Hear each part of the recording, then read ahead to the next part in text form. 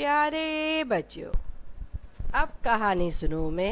आज मैं आपको कहानी सुनाऊंगी, झूठ के पाँव नहीं होते। एक मुर्गा किसी दरख्त की एक ऊंची सी शाख पर बैठा कुकड़ू कू कर रहा था। इत्तेफाक से एक लोमड़ी दरख्त के पास से गुजरी और कुकड़ू की आवाज़ सुनकर ऊपर देखने लगी। दरख्त पर एक मोटा ताज़ा मुर्गा नजर आया तो लोमड़ी के मुंह में पानी भर आया। दिल में कहने लगी, शिकार तो बहुत उम्दा है, इसे नीचे बुलाने की तरतीब करनी चाहिए। इसने थोड़ी देर सोचा और फिर मुर्गे से बोली, कहो मियाँ मुर्गे, अच्छे तो हो? मुर्गे ने जवाब दिया, मेहरबानी है, सुनाओ तुम्हारा मिजाज कैसा है? लोमड़ी ने मुस्कुराकर जवाब दिया, तुम्हारी दुआ है, हर तरह का काम आराम से चल रहा है। हाँ लो, मैं तो भूल ही गई थी, मैंने आज बहुत ही अच्छी खबर सुनी है। तुम्हें कुछ मालूम है मुर्गे मियाँ? मुर्गे ने जवाब दिया, कैसी खबर?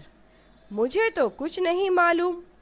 लोमड़ी ने कहा, अरे तुम्हें अभी तक मालूम नहीं हुआ? जंगल के सब जानवरों ने फैसला किया है कि आइंदा एक दूसरे को चीरना फाड़ना छोड़ देंगे और आपस में सब मिलजुल कर रहा करेंगे। इसलिए अब तुम्हें मुझसे डरने की ज़रूरत नहीं।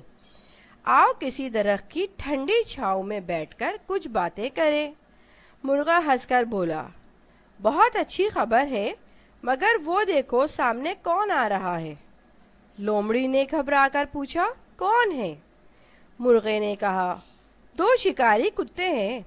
अच्छा हुआ ये भी आ गए, अब सब मिलकर बातें करेंगे। लोमड़ी कुत्तों का नाम सुनकर भागने लगी। मुर्गा हंसकर बोला, ऐसी भी क्या जल्दी है, ज़रा ठहरो, मैं नीचे आता हूँ।